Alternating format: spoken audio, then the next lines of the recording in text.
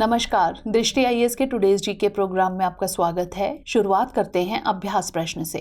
प्रश्न था, हाल ही में चर्चित शब्द मॉन्गडिंग किस खेल से संबंधित है? हॉकी, फुटबॉल, क्रिकेट या फिर टेनिस?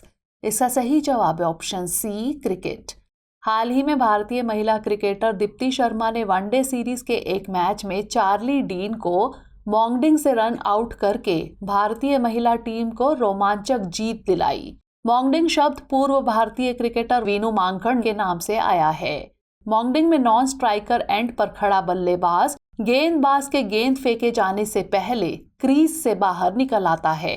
ऐसे में गेंदबाज गेंद ना डालकर अपने एंड पर स्टंप गिरा देता है। पहली बार यह घटना 1947-48 में भारत और ऑस्ट्रेलिया सीरीज के दौरान हुई थी। इस सीरीज में वीनू मांकड़ ने दूसरे टेस्ट में बिल ब्राउन को इसी तरीके से आउट किया था। इसके बाद इसे मॉन्गडिंग का नाम दिया गया था। तो इस तरह इस प्रश्न का सही जवाब है ऑप्शन सी, क्रिकेट। आज के सेशन का पहला प्रश्न है, हाल ही में चर्चित शब्द स्ट्रोबिलैंथेस कुंथियाना क्या है? सिक्किम में खोजी गई गैको की एक प्रजाति, ओडिशा में पाई जाने वाली एक समुद्री मछली, लंपी त्वचा रोग पैदा करने वाला एक वायरस या फिर नीलकुरिंजी का फूल जो हर 12 साल में एक बार खिलता है? इसका सही जवाब है ऑप्शन डी, नीलकुरिंजी का फूल जो हर 12 साल में एक बार खिलता है।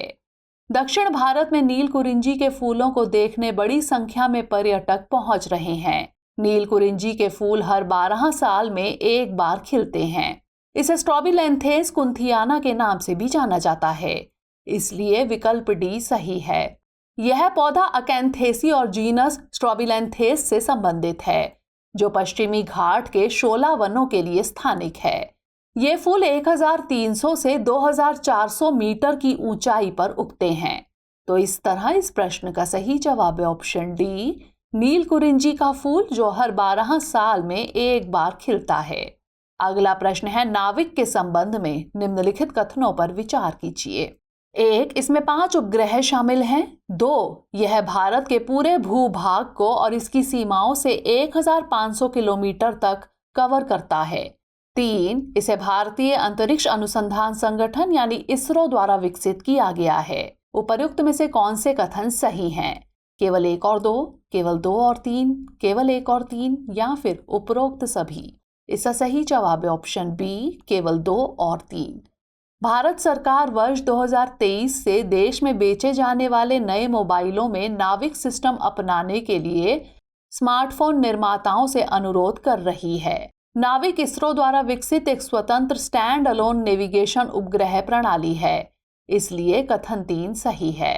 इसमें 8, कुछ स्रोतों में 7 भी उपग्रह होते हैं, इसलिए कथन 1 सही नहीं है। यह पूरे भारत के भूभाग को और इसकी सीमाओं से 1500 किलोमीटर तक कवर करता है, इसलिए कथन 2 सही है। इस प्रकार विकल्प बी सही है। वर्तमान में इसका उपयोग भारत में सार्वजनिक वाहन ट्रैकिंग में किया जा रहा है। तो इस तरह इस प्रश्न का सही जवाब है ऑप्शन बी, केवल 2 और 3। अगला प्रश्न है, विश्व पर्यावरण स्वास्थ्य दिवस किसके द्वारा घोषित किया गया था? World economic forum, international federation of environmental health, संयुक्त राष्ट्र पर्यावरण कार्यक्रम या फिर संयुक्त राष्ट्र विकास कार्यक्रम? इसका सही जवाब है option B, international federation of environmental health. हर साल 26 सितंबर को विश्व पर्यावरण स्वास्थ्य दिवस मनाया जाता है। यह दिवस international federation of environmental health द्वारा घोषित किया गया था, इसलिए विकल्प बी सही है। 2022 में इस दिवस की थीम सतत विकास लक्ष्यों के कार्यान्वयन के लिए पर्यावरणीय स्वास्थ्य प्रणालियों को सुदृढ़ बनाना है। यह दिन लोगों के पर्यावरण के स्वास्थ्य के बारे में सूचित करने और इसे संरक्षित करने के लिए समर्पित है।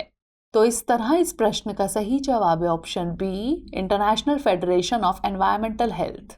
अगला प्रश्न है, निम्नलिखित में से कौन डोरक तकनीक की भूमिका का सबसे अच्छा वर्णन करता है?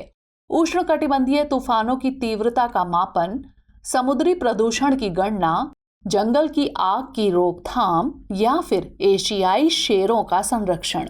इसका सही जवाब है ऑप्शन ए, उष्णकटिबंधीय तूफानों की तीव्रता का मापन। हाल ही में अमेरिकी मौसम वैज्ञानिक वेरनोन डोरक का निधन हो गया। इनके नाम पर मौसम की भविष्यवाणी करने के लिए ड्वोरक तकनीक का नाम रखा गया था। ड्वोरक तकनीक पहली बार 1969 में विकसित की गई थी। इसका परीक्षण उत्तर पश्चिमी प्रशांत महासागर में तूफानों को ऑब्जर्व करने के लिए किया गया था। इसमें ध्रुवीय परिक्रमा करने वाले उपग्रहों से प्राप्त छवियों का उपयोग आगे बढ़ रहे उष्णकटिबंधीय तूफानों और चक्रवातों की विशेषताओं की जांच करने के लिए किया जाता है। यह तकनीक पूर्वानुमानकर्ताओं को तूफान के प्रतिरूप की पहचान करने, उसके केंद्र का पता लगाने और तूफान की तीव्रता का अनुमान लगाने में मदद करती है। तो इस तरह इस प्रश्न का सही जवाब है ऑप्शन ए, उष्णकटिबंधीय तूफानों की तीव्रता का मापन। अगला प्रश्न है, भारत के महान्यायवादी के संबंध में निम्नलिखित कथनों पर विचार कीजिए। 1, यह भारत सरकार का पहला कानून अधिकारी होता है। 2, इसे देश के सभी न्यायालयों में सुनवाई का अधिकार है। 3, यह राष्ट्रपति के प्रसाद पर्यंत पद धारण करता है। उपरोक्त में से कौन से कथन सही हैं? केवल 1 और 2, केवल 2 और 3, केवल 1 और 3 या फिर उपरोक्त सभी? इसका सही जवाब है ऑप्शन डी, उपरोक्त सभी। हाल ही में वरिष्ठ अधिवक्ता मुकुल रोहतगी ने भारत के महान्यायवादी के पद पर सरकार के प्रस्ताव को अस्वीकार कर दिया। भारत का महान्यायवादी संघ की कार्यकारिणी का एक अंग है। संविधान के अनुच्छेद 76 में भारत के महान्यायवादी के पद का प्रावधान है। यह देश का सर्वोच्च कानून अधिकारी होता है, इसलिए कथन 1 सही है। इसे देश की सभी अदालतों में सुनवाई का अधिकार है, इसलिए कथन 2 सही है। अनुच्छेद 76(1) के तहत इसे राष्ट्रपति द्वारा सुप्रीम कोर्ट के न्यायाधीश नियुक्त होने के योग्य व्यक्तियों में से नियुक्त किया जाता है। अनुच्छेद 76(4) के मुताबिक महान्यायवादी राष्ट्रपति के प्रसाद पर्यंत पद धारण करेगा और राष्ट्रपति द्वारा निर्धारित पारिश्रमिक प्राप्त करेगा, इसलिए कथन 3 सही है। तो इस तरह इस प्रश्न का सही जवाब है ऑप्शन डी, उपरोक्त सभी। अगला प्रश्न है, निम्नलिखित में से कौन वेस्ट टेक्सास इंटरमीडिएट यानी WTI शब्द का सबसे अच्छा वर्णन करता है? संयुक्त राज्य अमेरिका और मैक्सिको के बीच प्रत्यर्पण संधि, हथियार और युद्ध सामग्री, कच्चा तेल या फिर दृश्यमान प्रकाश संचार प्रौद्योगिकी? इसका सही जवाब है ऑप्शन सी, कच्चा तेल। हाल ही में वेस्ट टेक्सास इंटरमीडिएट यानी WTI क्रूड ऑयल बाजार में गिरावट देखी गई है। WTI कच्चे तेल का एक विशिष्ट ग्रेड है, इसलिए विकल्प सी सही है। यह ब्रेंट और दुबई क्रूड के साथ तेल मूल्य निर्धारण में मुख्य 3 बेंचमार्क में से एक है। यह उच्चतम गुणवत्ता वाले क्रूड ऑयल में से एक है जो मुख्य रूप से अमेरिका के टेक्सास में उत्पादित होता है। इसे हल्के मीठे तेल के रूप में जाना जाता है क्योंकि इसमें 0.24% और 0.34% सल्फर होता है जो इसे मीठा बनाता है। इसमें कम घनत्व होता है जिससे यह हल्का हो जाता है। तो इस तरह इस प्रश्न का सही जवाब है ऑप्शन सी, कच्चा तेल। अगला प्रश्न है, हाल ही में जर्मनी ने किस देश के साथ नए ऊर्जा सुरक्षा और उद्योग त्वरक समझौते पर हस्ताक्षर किए हैं? संयुक्त अरब अमीरात, पोलैंड, एस्टोनिया या फिर सऊदी अरब? इसका सही जवाब है ऑप्शन ए, संयुक्त अरब अमीरात। हाल ही में संयुक्त अरब अमीरात और जर्मनी ने एक ऐतिहासिक समझौते पर हस्ताक्षर किए हैं। दोनों देशों के बीच नए ऊर्जा सुरक्षा और उद्योग त्वरक समझौते पर हस्ताक्षर किए गए, इसलिए विकल्प ए सही है। यह समझौता ऊर्जा सुरक्षा, डीकार्बोनाइजेशन और जलवायु परिवर्तन से निपटने के लिए संयुक्त प्रयासों में तेजी लाने के उद्देश्य से किया गया है। इसके तहत Abu Dhabi national oil company German ऊर्जा कंपनी को वर्ष के अंत तक तरलीकृत प्राकृतिक गैस कार्गो की आपूर्ति करेगी। तो इस तरह इस प्रश्न का सही जवाब है ऑप्शन ए, संयुक्त अरब अमीरात।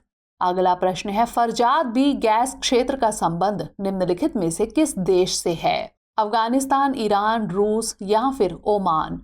इसका सही जवाब है ऑप्शन बी, ईरान।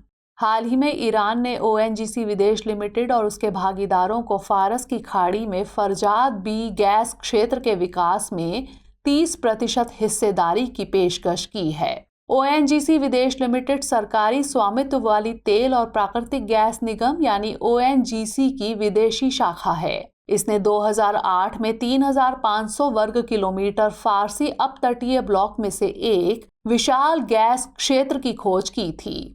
इसने अप्रैल 2011 में एक मास्टर डेवलपमेंट प्लान यानी MDP प्रस्तुत किया, जिसे उत्पादन के लिए फरजाद बी नाम दिया गया था। तो इस तरह इस प्रश्न का सही जवाब है ऑप्शन बी, ईरान।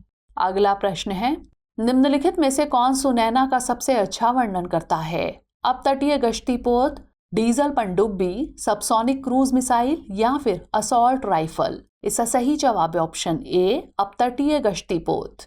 हाल ही में INS Sunaina operation southern readiness of combined maritime forces यानी CMF अभ्यास में भाग लेने के लिए पोर्ट विक्टोरिया सेशेल्स पहुंची। नौसेना अपतटीय गश्तीपोत यानी NOPV वर्ग के दूसरे जहाज INS सुनैना को कोच्चि में कमीशन किया गया था, इसलिए विकल्प ए सही है। इसे गोवा शिपयार्ड लिमिटेड में बनाया गया था। इसमें लार्सन एंड टुर्बो द्वारा एक स्वचालित बिजली प्रबंधन प्रणाली स्थापित की गई है। यह पोत नवीनतम नेविगेशन, संचार और इलेक्ट्रॉनिक सपोर्ट सिस्टम से सुसज्जित है। तो इस तरह इस प्रश्न का सही जवाब है ऑप्शन ए, अपतटीय गश्तीपोत। अंतिम प्रश्न है, यह ऐप ग्रामीण विकास मंत्रालय द्वारा विकसित किया गया है। इसका उपयोग देश के किसी भी गांव के चयनित कुओं के जल स्तर का पता लगाने में किया जाएगा। इस ऐप का नाम क्या है? पानी दूत, जल मित्र, जल दूत या फिर नीर मित्र। इसका सही जवाब है ऑप्शन सी, जल दूत। हाल ही में ग्रामीण विकास मंत्रालय ने जलदूत ऐप विकसित किया है।